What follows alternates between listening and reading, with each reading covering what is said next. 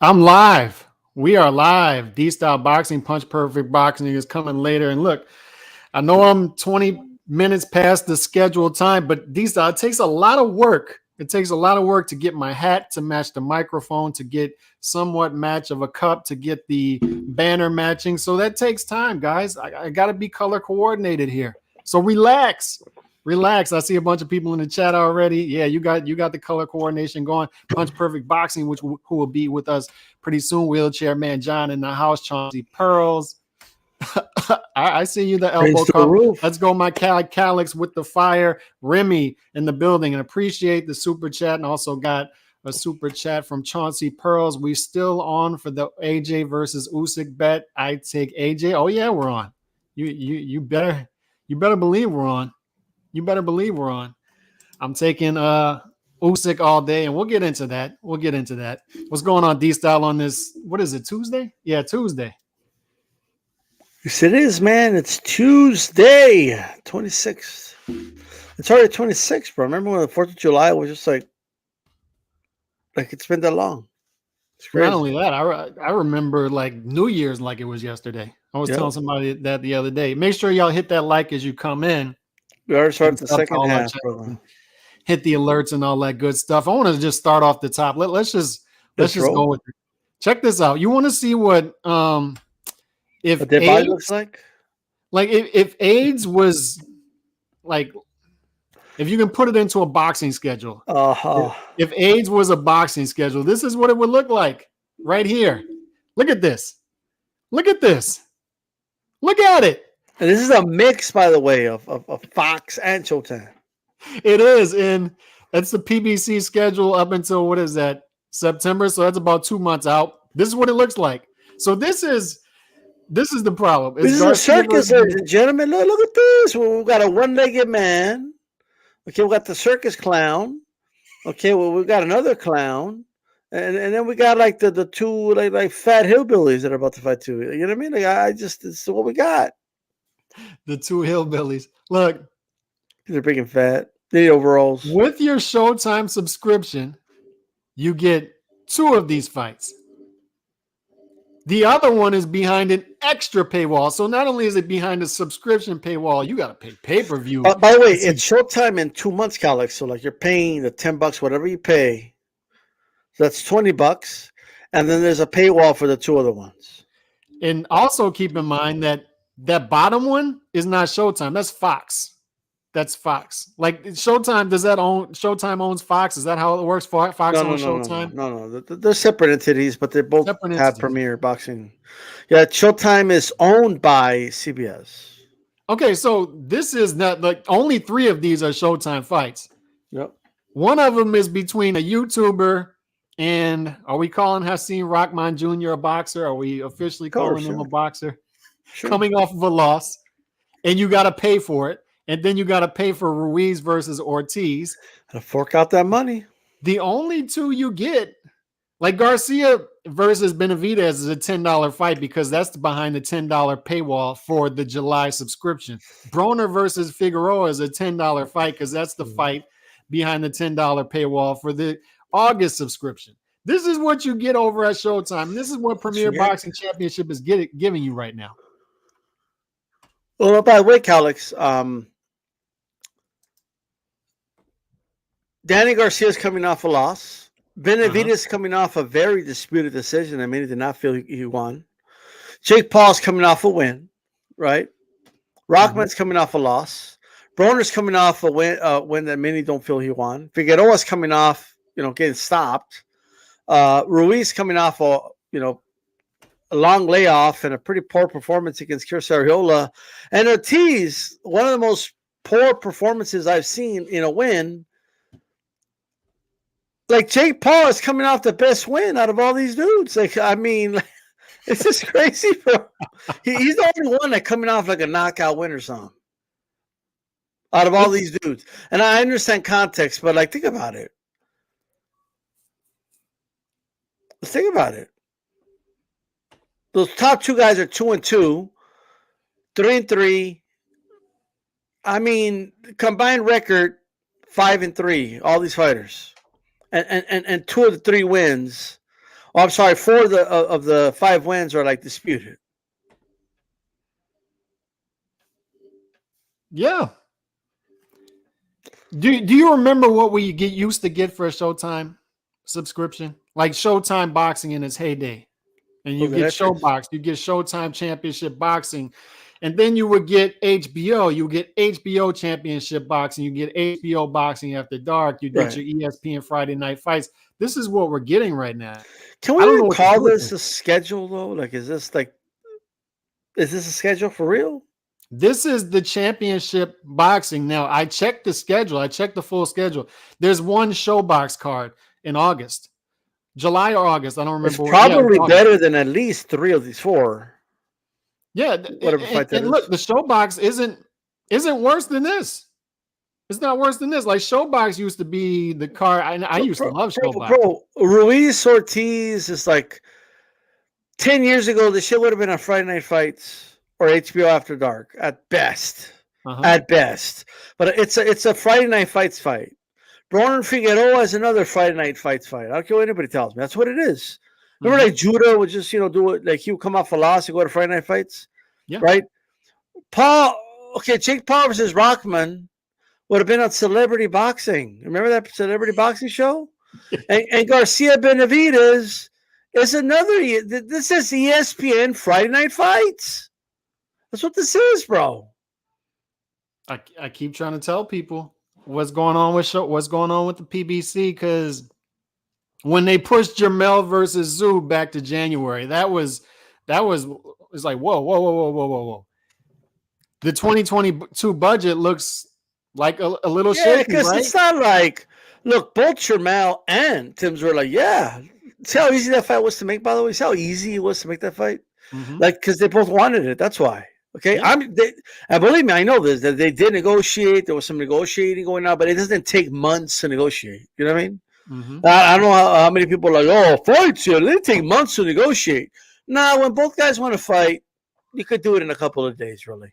But my point is, this right here, bro, like, so shit is shit, right? You could put shit on a nice golden plate.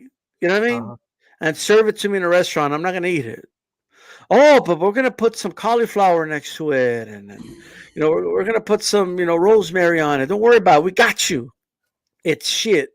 Showtime is selling a shit, and they're packaging it on a golden plate and a nice silverware, cauliflower, broccoli, cheese in the broccoli. You know what I mean? Some rosemary on there, so some little leaves on there for you. You know what I mean? And that's what they're doing. You know what I mean? Sprinkle some Tony Chachere's and some salt and pepper on there. Yeah, but it's still shit, bro. That's what they're selling us. But you know what's? I can't even get mad at them, bro, because then you have the fan bases that act like this is cool. You know what I mean? Oh, this is a great fight. We've got 2 Hall of Famers in Garcia Benavidez. It's going to be a war, Mexico versus Puerto Rico. Jake Paul is the hottest prospect against the son of the legend. You know what I mean? It's going to be a war. And then we got Broner, 4th division champion versus Figueroa, 2 division champion. It's going to be a war. And then, of course, Ruiz, Ortiz, Mexico versus Cuba. They're both heavy hitters. Former world champion defeated Anthony Joshua. Ortiz almost defeated Wilder. Like, I guess you guys can package it however the fuck you want. Like, we all know these fights are shit. And they're gonna defend it. They're doing the promoters' work. They're doing Stephen Espinosa's work for him. I put this on Twitter earlier. This is the AIDS of boxing schedule, and I had people hitting me back. Oh, what's the zone doing? What's Don't worry. doing? Don't worry, Al Heyman. We'll put the salt on it for you. We'll put the salt on it for you, Al Heyman. We'll present it to the people in the golden plates and shit. We got you. You know what I mean? Like we'll serve it in a salad. You know what I mean? We'll make it work, Mr. Al Heyman. And then they'll hit me with this. They'll hit me with, oh, well, they're gonna make Tank versus Garcia, and they're gonna make Spence versus Crawford, which we'll see. We'll see. But also, those are pay-per-view fights. I'm not getting those with the subscription. I have to pay extra for those. Where are the fights that I get from my subscription? Where are they? Where'd they go? Yeah, look at this. Ruiz Ortiz live on pay per view. This is audacity, brother. That's what How this many is. how many pay-per-views has PBC done this year in calendar year 2022? Oh man, And I see Bob Arum out there 3, I complaining think. the other day. Bob was out there complaining over the weekend. I think he was doing an interview with Boxing Scene or Fight, whoever it was, and he was saying, "We just can't make money off of pay-per-views anymore. We got to price it for $25 out in Australia because just the pay-per-view market is not what it used to be." It's like, dude, stop selling so many pay-per-views. Stop oversaturating the market, and the market wouldn't look like this. He First was. of all, I don't. Bob, that I'm not sounds supposed to feel sorry for him, nothing. D-Style, because when him and Floyd weren't working That doesn't together, sound like Scott Bob Frank and Arum. Mayweather weren't working together. Guess what Bob was doing? Pacquiao pay-per-view, Pacquiao pay-per-view, Pacquiao Man, pay-per-view, Bob all in house. Arum is worth like a ridiculous like $200 million and shit. The dude's worried about making money. You're already making money, Bob, and you're old, dude. But that doesn't sound like Bob Arum at all.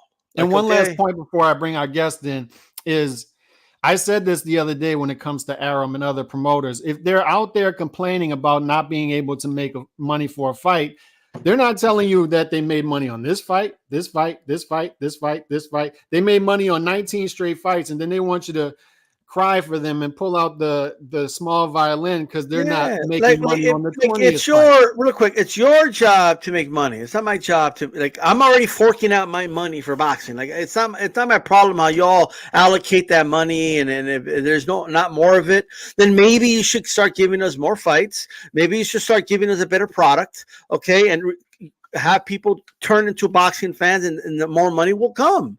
The money comes when you give people a good product. It just does. Okay, Yeah. you keep giving people shit, then you're not going to get shit. Okay, I'm sorry, Arum, that you're not making enough money. I'm sorry that you can't sell enough pay-per-views. It ain't my problem. How's it going, brother? And we want to welcome Punch Perfect Boxing in the house. Big fan of his channel. Been watching you since Ring IQ. Ring IQ told everybody about you about a month and a half ago. Looked you up. You were doing your thing, and then you reached out to me to come on your channel. Want to return the favor here, man. Big fan of your channel over there. UK boxing expert. What's going on? I think you're on mute. Hold on. Yeah, I was on mute. Yeah, just say thank you very much for having me on, man. Looking forward to chopping it up with you guys. Hope you're doing well. Yeah. You got anything to say about that Showtime boxing schedule we just showed? Yeah, it's not exactly inspiring. I did a video on Garcia versus Benavidez on my channel. Not particularly looking forward to it. Two guys that I don't feel belong in a main event against each other at this stage. And yeah, the rest of it is a very, very tough sell. So I agree with a lot of the points you guys were making. And I don't mind. Look, I don't mind. Like the fight, it's not a bad fight. Him moving up to 154. I'd rather him stay at 147 as a gatekeeper. I'm tired of this. Like we have this precedent in boxing now to where a guy loses a fight. Now he feels like he has the freedom to take a year and a half off and then get a tune-up. It's like, no, if you take a year and a half off, I expect you to jump right back into it after a loss. But we're giving these guys a tune-up fight after coming off of a long layoff. And I just can't get excited about it. Are y'all, like, what do y'all think about Danny Garcia right now? Like, I'll start with Punch Perfect. Do you think he can make a run at 154? Do you think he can make a run? No, me personally, I don't. I've always probably had a slightly lesser view of Danny Garcia than probably most people. For me, he was a guy that I saw as world class at 140, but with an elite left hook. And then moved up to 147, and I kind of felt like the left hook didn't become as much of a factor, and he didn't quite have the time or the space against the elite at welterweight. And for me, just never really set the world alight there. So my excitement to see him at 154, not thought he was a great 147 pounder, isn't that high. Like you say, when you've had that layoff and your last fight was a defeat as well, I'm not overly excited. And kind of in that time, we've seen he's been sort of investing in properties, and it seems like he's been building a life for himself away from boxing. I don't think he's necessarily been focusing on it too tough. So yeah, I'm not still buzzing to see a Danny Garcia fight. That's why this weekend, especially against someone like Jose Benavidez, who I think is not quite as mobile as he used to be, and I thought he lost his last fight and got lucky. So yeah, for me, I'm just not overly excited about Danny Garcia anymore, and haven't been since he left 140 particularly either. I agree. I think he's food at 154 for these top guys. I think they're going to pick him apart. He's a name to pick apart. And I agree with you. 140, he had a nice run. Amir Khan upset. The Lucas Matisse upset was beautiful. And then 147 didn't have the big win, didn't develop like a lot of people thought he would. But D-Style, do you agree with that notion? Do you think he can make a run at 154? Because I just don't see it. Yeah, I have an oceanfront property right here in El Paso, Texas. I bet. Look, this dude, let me tell you something. I never been that high on Danny, in fairness. He did surprise me with the Matisse win. He did. The Khan win, I mean, a lot of these wins kind of went down in value, though, as time progressed. They didn't age all that well. Upset at the time, though. That was a big upset. No, it was. But then you got to put it in perspective, though. Like why didn't he do much at welterweight? Because I think he was a guy that was at the right place at the right time at 140. I just feel that way. I'll never forget how he was struggling with an old, undersized Eric Morales. I'll never forget that. I remember watching that fight thinking to myself, there's no reason Morales should be embarrassing you here late in the ninth. It shouldn't be happening. Like, you're young, he's old, he's got love handles. What the fuck is going on here, right? So like that always stood out to me a little bit. But he ain't gonna do anything at 154, bro, other than be fed to somebody. That's all it is. They're gonna feed him somebody. It's not Benavidez, though. Like, they just want him to get a win. They want him to be whoever they feed him to. They want to say, "Oh, Danny Garcia is in a 2-3 winning streak or something." Like that's what it is. But he's gonna get fed, bro. I don't think he's top 10 at 154.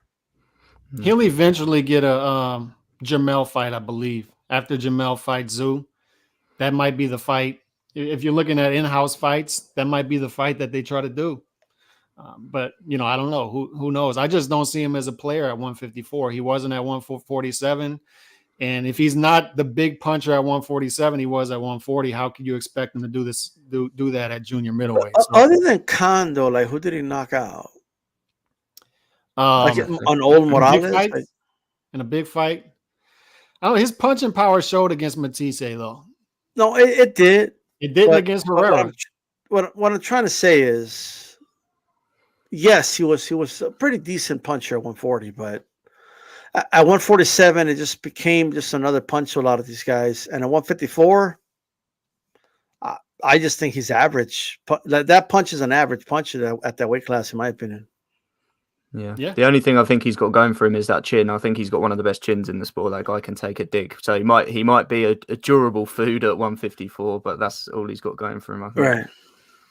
I agree. He has a hell of a chin. But I want to move on to the heavyweight picture, because the sexy divisions have not been too sexy in boxing, and I'm frustrated with what I've been seeing with the heavyweight division. And one of the reasons I wanted to have you on is because you can give a bit of a UK aspect to what's going on.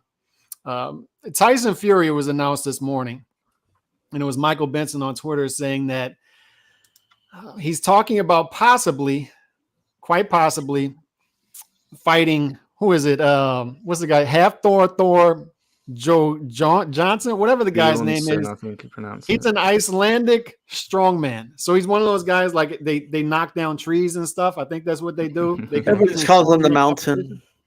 So what I'm saying is, he's going to fight this guy in London, possibly in November. Do you think this is what the kids call cap? Do you think he's seriously considering fighting an exhibition match? If so, what do you make of this? I think it's going to happen, to be honest. We've seen Tyson Fury in the WWE. Tyson Fury, as much as he'll tell you in a post-fight interview that he wants to go off into the sunset with his kids and his wife and not be in the limelight, he loves the limelight. Tyson Fury loves it more than anything else. He wants to stay relevant outside of boxing, and I think I can definitely see him taking this. And I think, Tyson Fury has a really loyal set of fans that will back him no matter what. So if he does go and do this, he'll have a lot of fans that will kind of lap it up and will enjoy watching it happen. So yeah, I'd actually be more surprised if it didn't happen now than if it did. So you give it a better chance than not of happening. yeah, to me, it seems like I know they've worked with. I know MTK has kind of gone down the pan now, but I know they've worked with similar advisor before, and there's a bit of crossover between the two teams. So yeah, I could see it happening. If you're going to throw Tyson Fury a load of money to beat someone that's not a fighter, he's going to take it. I just don't understand the intrigue of these fights, though. I don't know if y'all agree. Like, he's fighting a strongman from Iceland. Should get paid. What do people get from that when he knocks this guy out? Like, isn't this the guy? Somebody told me this is the guy that punched Teofimo Lopez in the stomach. abdomen. Yeah. Okay. So, I mean, is he trying to get revenge for him punching? And Teofimo told him to punch him. Like, if I paid you $1,000 to tear a piece of paper, would you do it? Yes. There you go. I mean, nobody would understand the intrigue of tearing a piece of paper, but if you're getting paid to do it, like, he's getting paid. Yeah, but why do people want to see me tear up a piece of paper? I don't get it. Well, why is there a market for this? I get what you mean. So it's two different things. So I guess you understand why Tyson Fury is doing it because he's going to make money out of it, but you don't understand why people are intrigued. Okay, that I don't get, right? I've never understood it. I never understood the Jake Paul kind of thing. I've never understood. I didn't even get, to be honest, I didn't even get the Floyd Mayweather McGregor, which is the monster of all. Like, it was an official fight, but it was really an exhibition. I didn't even understand that. I didn't understand the craze. I didn't understand the masses of people that really believed he was going to knock out Mayweather. I couldn't believe people were taking up bets with me. Like, it was one of the craziest things, right? So I don't have an answer for that. I don't know, but then again, I don't know why people listen to pop music, and I think pop music's trash. But for whatever reason, right? Like, I don't know why the Backstreet Boys were popular, Calix, but you loved them, right? I do. So like at the end of the day, I don't have an answer for that. But Tyson Fury is going to do it because he's going to make good money. But I will say this: I just hope Fury doesn't take himself too serious and start fucking him up. You know what I mean? Because this guy doesn't belong in the ring with him, and he could hurt him. Like, he really can. You know, so I hope he carries them and has fun and just leaves it at that. That's what I think. I guess my frustration, to cap it off, is I'm not frustrated with Fury taking advantage of the market. I'm not frustrated with Mayweather. Pacquiao is supposed to be fighting an exhibition match in December, I believe. Why not? Why wouldn't you take advantage? Like you said, if somebody's going to pay me $1,000 to tear a piece of paper, I'll tear as many as you want if you want to watch me. But I don't understand why people want to see this. I'm frustrated with the market currently that you can take away a guy who's supposed to be an active boxer right now. He's supposed to be an active boxer. We are supposed to get undisputed at heavyweight. We've been one fight away from undisputed at heavyweight for how long? For years now. And they keep pushing it back and pushing it back and pushing it back. And now an exhibition match can possibly get in the way of that because this guy has a market for an exhibition match. Now I can't see undisputed as a hardcore boxing fan. It's frustrating, the current market, to me. It's frustrating. But the other aspect of this is you never know where Fury's at in his head. He can say, I'm not fighting exhibition match the same day. The next day, I'm going to fight one. I'm not interested in undisputed. The next day, I'm interested in undisputed. You don't know where his head's at ever. The one constant we've had at heavyweight the past couple of years is Anthony Joshua, because Anthony Joshua, although he lost to Ruiz, he avenged it. Although he lost to Usyk, he's trying to avenge it. And he's tried to fight the top competition in the division consistently. But now I'm starting to have questions because I thought he wanted to be undisputed. And I don't know if y'all saw this today. He said something to the effect of, if I beat Usyk, I'm going to drop the belts. I'm bigger than the belts now, something to that effect. What do you make of that? Punch Perfect, you can go first. What do you make of that? I think AJ's fed up. Over here in this country, I don't know how much of you guys kind of see it over there, but in the media over here and just the way people talk about AJ, he's so disrespected. Like, and listen, I'm not an AJ fanboy, so I'm not going to sit here and tell you how great he is, but I'm also not going to sit here and tell you how bad he is, like most people seem to do nowadays. During the Fury White kind of fight week, you had kind of the biggest sports radio over here with a selection of pundits, and they were all just talking about how both of these guys would beat AJ. And one of those fighters was obviously Dillian White, who AJ's knocked out before, and if they fight again, he will knock him out again. And when Joe Joyce they're talking about his next fights, and Joe Joyce starts calling out AJ, people say, actually, yeah, do you know what? I think Joe Joyce would beat AJ now because he's lost to Usyk. Like, the disrespect AJ gets, I think he's at a point now where he's just fed up and frustrated. And whenever AJ does something, he gets criticised for doing it. There's the Black Lives Matters thing over here. When he spoke out about that, he got so much hate for it straight away. Recently, when he had the thing at the university students, he kind of, put them in their place because they were disrespecting him. Again, everyone jumps on that and makes him out to be the bad guy in that situation. Whether you think it was right or wrong, with all the stick that he's taken, I think he's fed up. And I when you said about that quote, I tried to see if there was any kind of further bits to it. And he said about, like, I want to be respected as Anthony Joshua, not as a 3-time champion or whatever you talk about when it comes to legacy. No, respect me. I think he's just fed up of all the talk, and you sometimes see it in his Twitter rants and whatever. He'll just occasionally jump on Twitter and just talk about people.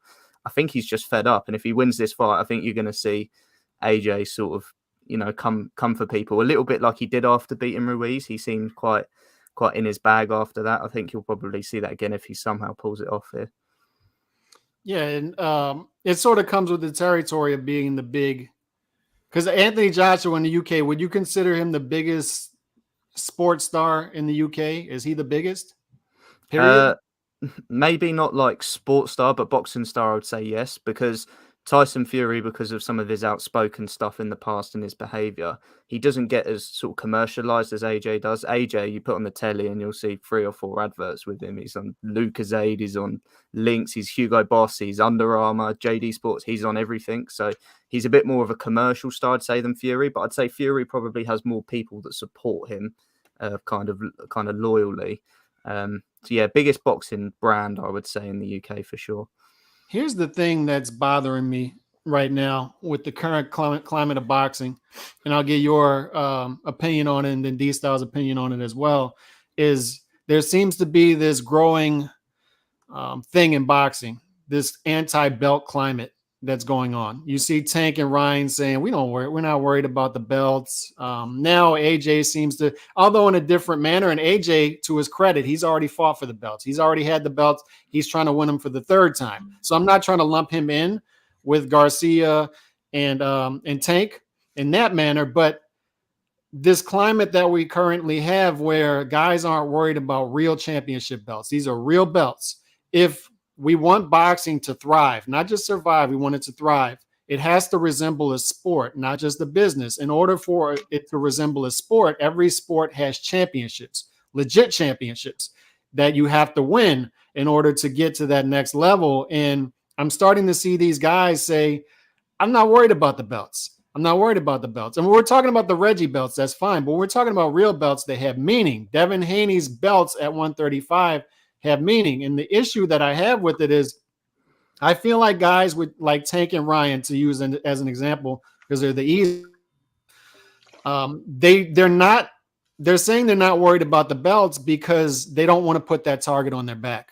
When you put that belt around your waist, you're putting a target on your back. You're saying, I'm the guy. I'm going to campaign at this weight class, and everybody has to come through me. So when I start to see guys say they're not worried about the belts, what I really hear is I don't want the responsibility that comes along with the belts, and that's frustrating to me. But when it comes to Anthony Joshua, the reason I don't like hearing that is with the heavyweight division, it's different than other divisions. You want a heavyweight champion. Because I've said in the past, when Floyd kept fighting for belts, and paying the sanctioning fees, there came a point when he didn't have to fight for the belts at welterweight anymore because he's already had them. He doesn't need to pay the sanctioning fees. But with the heavyweight division, I feel it's different. We need a heavyweight champion more than ever. We need a guy that's going to have all 4 belts around his waist and say, I'm the guy. What's your opinion on sort of the belt issue?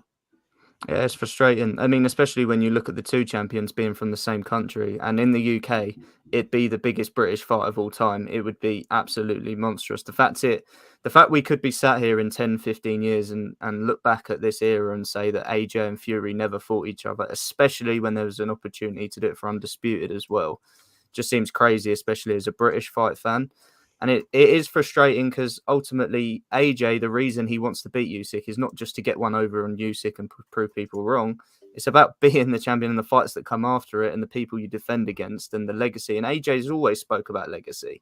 You know, that when he beat Ruiz, the 2 times, sort of screaming it in the ring and all that, like he cares about legacy. So I think he's kind of confused his emotions here. And I wouldn't take it at face value as much as if Fury come out with something. So, yeah, it is frustrating, but ultimately there's a culture in boxing now that you can earn top dollar without having to win a title anymore, which is sad to see because you used to have to fight the best to get the best money, and now that's not the case. Yeah, and I think AJ just my opinion, it seems to me AJ speaking out of frustration, as you said earlier. I hope anyway, because I'd like to see him keep the belts. And if Fury is going to go fight an exhibition match, I'd like to see him stripped. I mean, I want to see an undisputed champion of the world. So if you're not going to fight in real boxing matches, strip the guy. But D-Style, what's your overall opinion on? Well, first, when people say belts don't matter, and first, it's very disappointing, by the way, to hear guys like Bernard Hopkins. I know why he's saying it because he's kind of promoting Ryan Garcia, but really, Bernard, you're the one saying belts don't matter. Without the belts, you wouldn't have gotten their fights. Okay, that's number one. Deloitte don't got to fight you. Trinidad don't got to fight you if you got the belts. That's number one. But with that said, you see, I think people talk about the belts a little too much. So let me explain. It's not about the leather strap it's not even real gold. You know what I mean? Like it's not about the actual strap, like the gold plated strap with the names on it. And it's not it's what it represents. Mm-hmm. That's what it is. In American football, it's the Lombardi trophy. That means you're the best. You're not the best if you don't win that trophy. Okay. When it comes to World Cup soccer, you want to win the World Cup. You want to hoist that over your head. That makes you the best in the world. That makes you the champion. It's not the actual, like the sculpting. Like many athletes who go hire a craftsman to make him a replica of the same exact trophy belt, whatever it is, and they could have it in their living room and it looks identical, but it doesn't mean shit because you didn't win it. Okay? And I don't care how much money these fighters make, how popular they are, how many followers they got on Instagram, how much butts they put on seats. I'm not saying none of those things matter or contribute, but they don't make you the best. Mm-hmm. Right now, Haney's the best, not because the straps are made of leather and gold-plated shit, but because, all right, what it represents for him to hold those belts. And what we have people that want to fool the public. They want to fool people to believe that you don't need that to represent being the best. But it's up to people like us to educate people and say, no, you got to win those straps to be the best. That's what winning those straps, especially if you get all 4 of them, it means you're the best. It's what it represents. When guys fight eliminators, they give them like a WBA belt. It looks exactly like the WBA world title. It looks exactly the same, but it's not the belt. It's not how it looks. It's what it represents. All right. And I don't care. And I believe this because even Floyd fought for the titles. Even when Calix over here saying, oh, you don't have to, but he did it because of what it represents.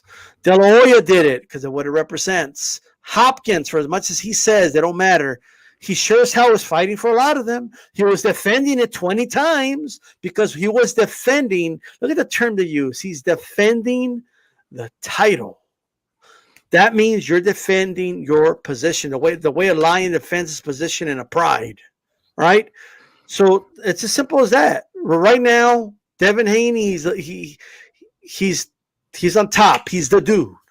Right, that's not an opinion, but we have, frankly, usurpers, if you want to call them, that want to act like that's not what it is. And when it comes to AJ, I can appreciate AJ being frustrated and being fed up and all that, but I really hope this time, AJ, you're not taking selfies with the dude you're about to fight.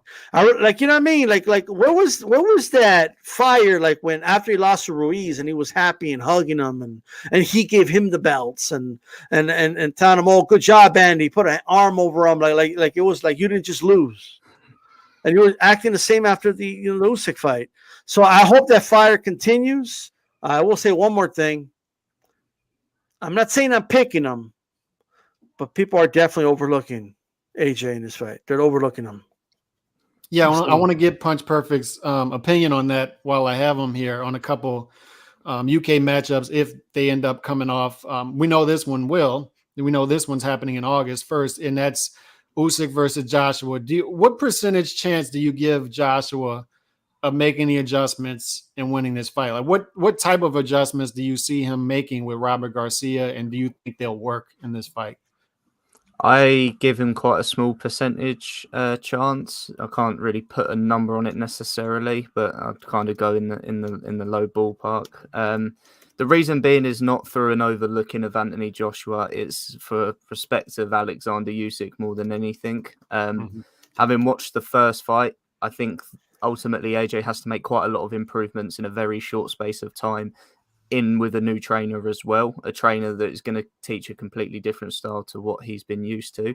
It's also, people talk about him splitting from Rob McCracken. He's been with Rob McCracken since he basically became an amateur. He was in the GB setup very early on. So it's going to be a very sort of different outlook for AJ. And I think the issue is, and this is the fundamental issue for me, is he's basically going to be putting the things he's learned into practice on fight night, and that's going to be the first real opportunity for him to make those adjustments.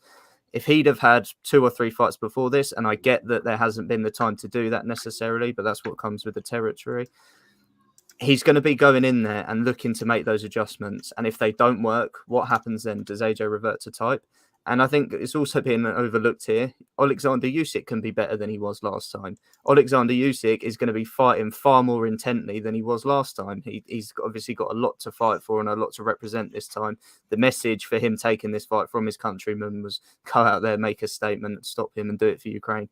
I think even in the press conferences and the face-offs you've seen too far, it's not been a jokey, funny Usyk that we used to see, and he looks very serious about business. I think he's going to be even better than last time. And I think Joshua ultimately hasn't had enough opportunities to be able to make these adjustments for them to become instinctive changes. I think he's going to have to think his way through this fight.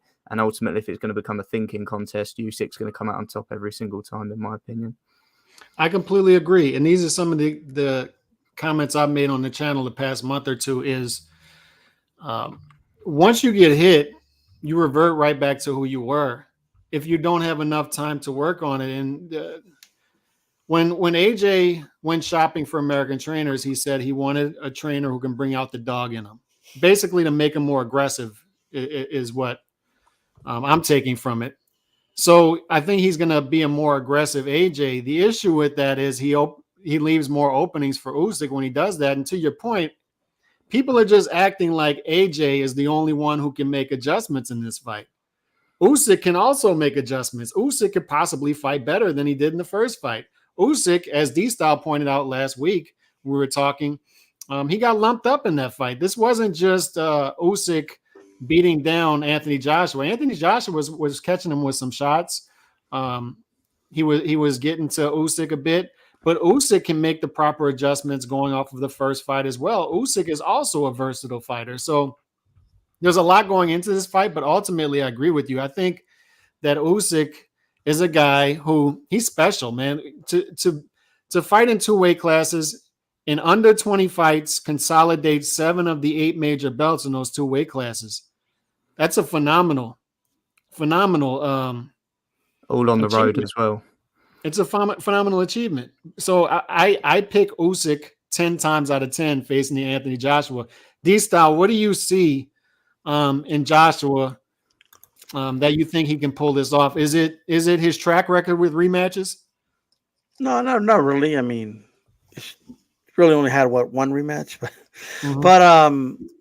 it's not really based on that. I think it's switching. Look, AJ, if he's a big puncher, people kind of don't. I've always said that if Wilder wasn't in the division, like let's say Wilder didn't exist, AJ would be known as the puncher of the division, right? Like that's just, but people forget that. Like he could end the punch. I'm sorry, he could end the fight with one punch. That's still a factor, right? He's big, strong. I think he has pretty good boxing skills. He's not as good of a pure boxer as Usyk, but he doesn't need to just have a fencing match with him. He needs to box. He needs to keep him in the pocket long enough, right? And then get more aggressive. You know what I mean? Punch more with Usyk. You're the bigger puncher. You're going to get the best of the exchanges. But he needs to find a way to force him to do that, right? Look, he's not like anyone who's expecting Joshua to become like fight the way like Fury fights, like grappling and headlocking, and that's just not his style. That's not what he does. You know what I mean? But he could implement a little bit of it, just to mix it up a little bit, rough up Usyk a little bit. I just think counting out, a former heavyweight champion, 2-time champion, whoever does that is crazy. Like you're crazy if you just count him out, I'm favoring Usyk, but I'm not going to be all shocked if he wins. But let me just address one thing though. And I know Lennox was best mentioned this. He's like, well, this style Plant had a title and he wasn't the best. Well, I never said he was, but obviously boxing isn't like other sports where we have like too many champions, too many title lists, too many interim champions, too many guys win belts that are vacant. And so I get that, right? I get that. But my point is only this. Even a guy who wins a regular belt, right? Even if he beats like kind of a relative whatever, that still makes him more of a champion than a guy that just has a lot of Twitter followers. Is my point. Well, not only that, Caleb Plant in that example got the belt by the guy who many considered the top 2 or 3 guys in the division, lost it on the scale. So probably not the best example to use. But while I have you here, the last topic I wanted to talk about, Conor Benn versus Eubank Jr. and sort of your view on that fight and how you see it playing out, if it's made, if you think it's going to get made. But I just want to kind of give you an American perspective of this possible matchup, and then you can sort of give your perspective of it over there, because I'm sure it's going to be a huge fight if it comes off over there. Huge. And I don't doubt that at all.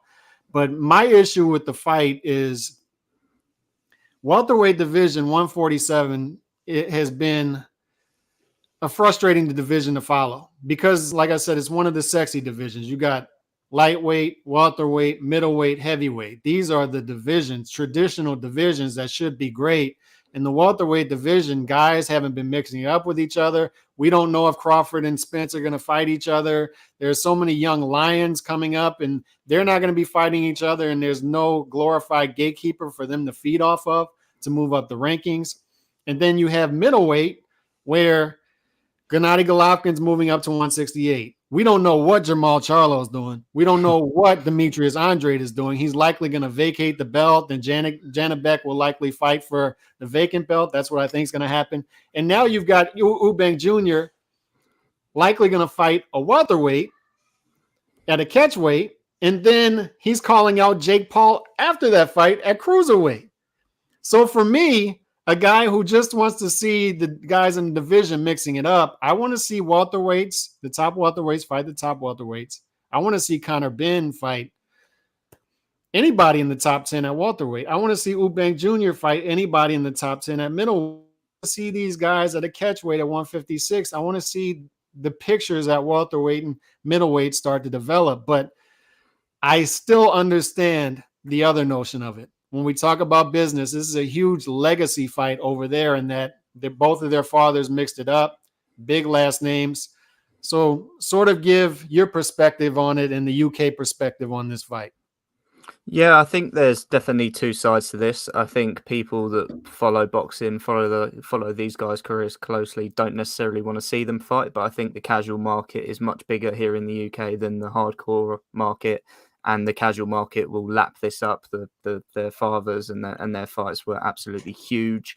They're carved into sort of British boxing history. So I feel like this fight, and it sounds quite harsh, between two legit boxers, almost feels like a novelty to me. When you were talking earlier, D-Star, about Mayweather, McGregor, I know one of them isn't a boxer and an MMA guy, but this kind of feels like a novelty to me, that it's the perfect storyline. It just kind of has to happen now. I sort of feel like both of them have stagnated a little bit. And what I mean by that is Conor Benn, although he's improved massively, is at a point now where his last couple of fights, Eddie Hearn's done a really good job of getting the right names, but hardcores know they're not the fighters they once were. But to the casual audience, you can sell an Algieri, you can sell a Van Heerden. But I feel like he's at the point now where you're no longer able to sell an old washed up guy. You have to kind of make that jump. And I think they all agree that Conor Benn's not quite at that step yet. And even the guys that are washed up, and maybe not washed up, sounds a little bit harsh, but he was saying, we'll put him in with Keith Thurman or Danny Garcia next. Eddie Hearn couldn't work with PBC to save his life, so those fights. They were trying to make Amir Khan too. Remember that? They had Amir Khan come in. Well, they tried to make Amir Khan, Kell Brook, and Mikey, and they all retired. So that tells you the type of opponent they're trying to get. A name, but is on the cusp of not being good enough to beat Benn anymore. And Eubank's in a boat at middleweight, which is a graveyard of the division. It has the names, but they just don't take on each other. Eubank's like, do I fight for a world title? Can I even fight for a world title? Well, the only one that's available really for me is the WBO. That's Alim Hunali. I really don't want to fight him. So I think Eubank and Benn are just both at this sort of similar stage where they're not quite sure what's next for them. And the promoters have kind of looked at each other and gone, now's the time to kind of make this novelty fight. For Benn, you're not supposed to win. You're a welterweight fighting a middleweight. Just do your best. For Eubank, the pressure's on a little bit because you're supposed to win.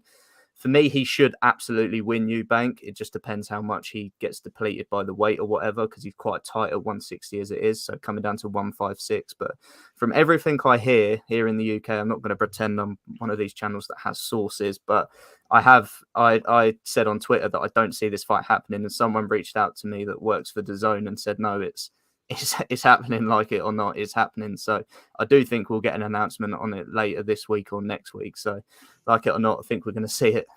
Well, I saw Eddie Hearn's Twitter account earlier, or somebody quoted him, and he said that a big announcement is coming this week. So I'm assuming that's going to be the announcement of that fight. I'm assuming. Hopefully, I think so too. If there's a big announcement, that would be it. And I get it. Like, if they can't get the fights at 147 and 160, like you said, get the novelty fight out the way, and it would be a big fight out there. You said you think Eubank beats Conor Benn? Because I disagree. Like, I think, and I understand it's probably the weight, right? It's probably the weight, because he's moving up 11 pounds, and then Eubank would move down 4 pounds, because I hear it's 156 that they're going to have the fight at. So yeah, big difference. But I just think naturally, Conor Benn, all things being even, Conor Benn is the more talented fighter out of the two. Would you agree with that? Do you think he has a higher ceiling out of the two guys?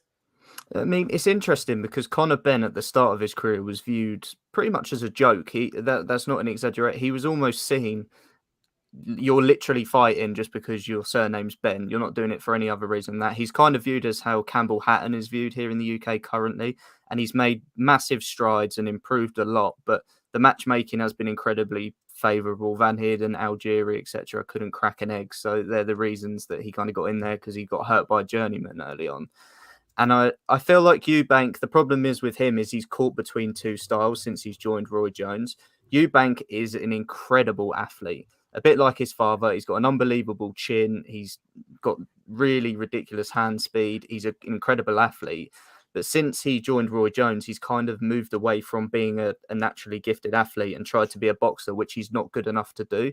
And then he kind of gets caught between two styles. So if it was the Eubank that just used to rely on his rawness and his athleticism, I think that would ultimately show against Benn, because he's a bigger athlete, he's a better athlete, and I think he's the tougher athlete as well. His chin's better, he's got more size, more power. I think he'd win that type of fight. The reason I do think he actually struggles with Benn now is because he's not that fighter. Roy Jones wants him to be this back foot silky boxer, which you can't suddenly do however many years into your pro career. So I think it will be competitive, but I just think Eubank, there's no excuse to lose this fight whatsoever. Like, you can, if Eubank loses this, he's done. Whereas Benn will come back. He will. There's kind of a storyline there, but for Eubank, nah, mate, you got to win this fight.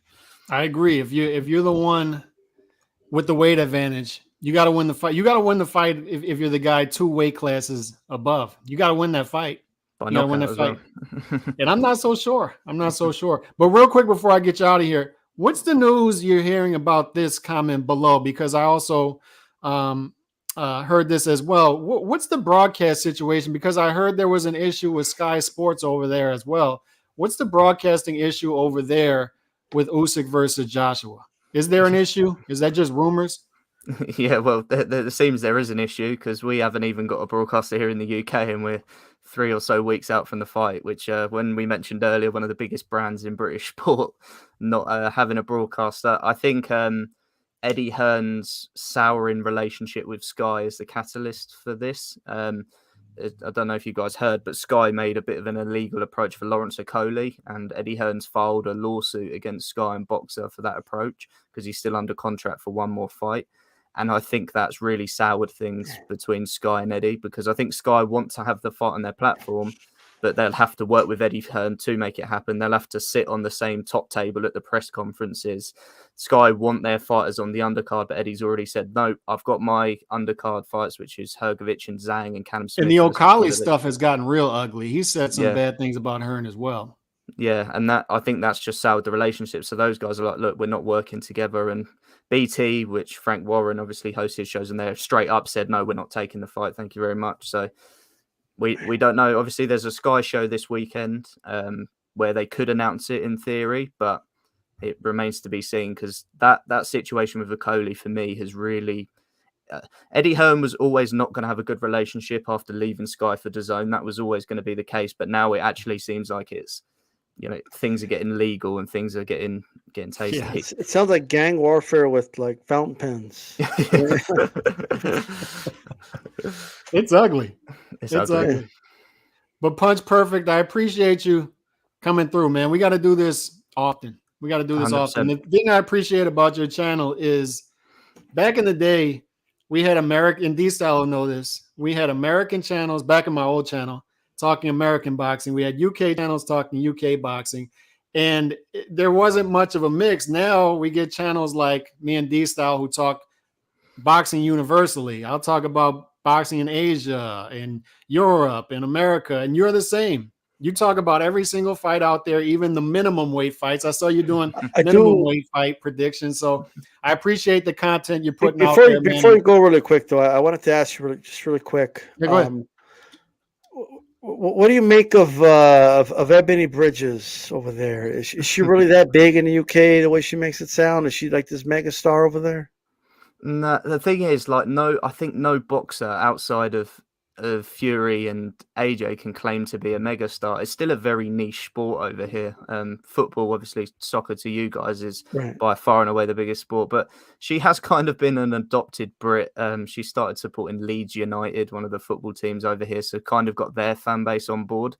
And if you know anything about like Josh Warrington, for example, his Leeds fan base is crazy. So she's kind of piggybacked off that. So she's already got a big audience. So she's quite well supported, I will say, for an Aussie boxer that's come over here. And people definitely check her out, whether it's for the boxing or for whatever other reasons. But yeah, she's doing okay, I suppose. But yeah, any boxer over here claims to be a megastar is lying to themselves. Maybe I put words in her mouth, but still, you know what I mean? Yeah, I know what you mean. All right, brother. Appreciate it, man. Let everybody know where they can catch your channel. And like I said, we need to do this again soon. Yeah, appreciate it. I'll have both you guys on as well, I'm sure, over the rest of the year. So yeah, just search up Punch Perfect Boxing. You'll find me. I'll get in the comments afterwards as well, so you guys probably find me there. So I'll definitely tune in to you guys as well. So thanks for having me on. I appreciate it. Appreciate it, man.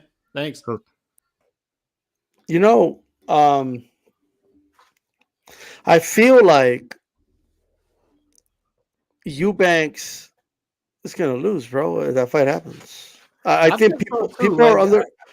I was going to ask you that, and I understand his sentiment on that, and it's a lot of people's sentiment. I feel like if that fight does come off, like it sounds like it will, I think most people are going to be picking Eubank, right? It's this simple. This is how I know he's going to lose. Okay. Who? Eubank? I believe Eubank's going to lose. I'll tell you why. Because it's at a catch weight. And I believe there's a rehydration clause. He's fucked. Okay. Catch weights benefit the little guy. Okay. Period. Like that's it's made to make it even. Like it doesn't hurt the liquid. Like if let's say I fight you, right? And we set the weight at 160 pounds, whatever, right? And let's say I can make it comfortably. I could weigh in at 140. I could weigh in at 155. You're going to drain me 40 pounds? Like if and it is what you're not going to be the same. Right. It's a mirage. When people think like, oh, it's a mirage when they say, oh, they're meeting halfway. No, when you got to drive 12 miles and you say, oh, I'll meet you halfway. You drive 6, I drive 6. That's meeting halfway. All right. That's what meeting halfway is. You can't do that with weight and size. You know what I mean? Like, because the smaller fighter doesn't need to add anything. They could just beat themselves at their optimum weight. In other words, it's about optimum weight. All right. You're at your optimum weight. They're not. Like, it's that simple. All right. And the reality is, he's going to be a weight train, brother. There's also the notion if he knew he could beat him without the weight thing, they wouldn't. Like, he would have fought him at 160. That's what I'm saying. There's also the notion of if you're willing to give up, if you're willing to go up 11 pounds, is that right? No, 9 pounds. I'm sorry. If you're willing to go up 9 pounds, you seem pretty confident in yourself, right? If you're willing to go up 9 pounds and fight a middleweight. No, that's not always the case, right? Kell Brook against Gennady Golovkin, but Eubank Jr. is no Gennady Golovkin. He's not. And I just think that there's going to be a speed difference in this fight. Conor Benn, in my opinion, he's a versatile athletic guy. He's got explosiveness. I think I'm a little higher on Conor Benn than a lot of people, I think. I think the guy has a legit shot of making noise at 147, cracking the top 3 2 to 3 years from now, if given the opportunity. We never know with the welterweight division, right? It's been such a mess, such a dumpster juice division that I think given the opportunity, Conor Benn has a higher ceiling than Eubank Jr. 100%. And I agree with that. Now, that doesn't necessarily mean he's going to win this fight, obviously, but I just think this is a strategic move. It's a calculated risk. So I'll give him credit for it being a risk, but it's a calculated one. And I do think Conor Benn knows what they're doing. Like, they know what they're doing with those extra 4 pounds. He's already having a hard time making weight, bro. You know what I mean? It will deplete you. It just will. And that's that. Like I'm just saying. I agree. And I also agree with the notion that he brought up that, you know, if there's no movement at welterweight, middleweight, if there's nothing there for Benn going forward, all the names that were thrown out there never developed. There's no glorified gatekeeper at 147 with the name currently. They're all retiring or moving up to 154, or in Keith Thurman's case, moving up to number 1 at WBC, possibly fighting Errol Spence Jr. later this year. Then why not just go ahead and get the novelty fight over with and make a ton of money? I get it. I just wish that the welterweight division and middleweight division would. I wish they would do something. Like, do something. Yeah, man. Like do something. I feel like that meme where the kid has a stick and it's kind of hitting the division. Like, come on, man. Like, I'm a dude. Like, they gotta keep it moving, bro. Like, unfortunately, the sport of boxing, man, it does move slow for an age of low attention spans. You know what I mean? People lose patience fast in general nowadays. And boxing is still moving at the same speed, bro. Yeah. You're right. It's got to speed up. Got to speed up. Any last thoughts before we close this thing off? No, that's about it for now, man. Everybody make sure you catch the interview with Shannon O'Connell, right, that we did yesterday. It was myself, Mario, and Joe Abib, and the rest of the Aftermath show. I thought we did a pretty good interview with her, and I hope the fight with her and Ebony Bridges happens. Right, and I saw the that podcast is doing good numbers over on the channel, so go there and check it out. As always, D Style Boxing, Calix Boxing 2.0, and I'll be dropping some prediction videos later on as well. I still got to drop my Dog Bay post-fight video as well. I got some thoughts on the 126 pound division. And shout out to Punch Perfect Boxing, by the way. And shout out Punch Perfect Boxing in his channel. Make sure as soon as you leave here, go subscribe to his channel because great stuff over there. And like I said, hopefully we'll be linking up on a lot of other stuff in the future. YTBC doing some good things out here. So on that note, God bless. We out of here. Keep it boxing. Peace.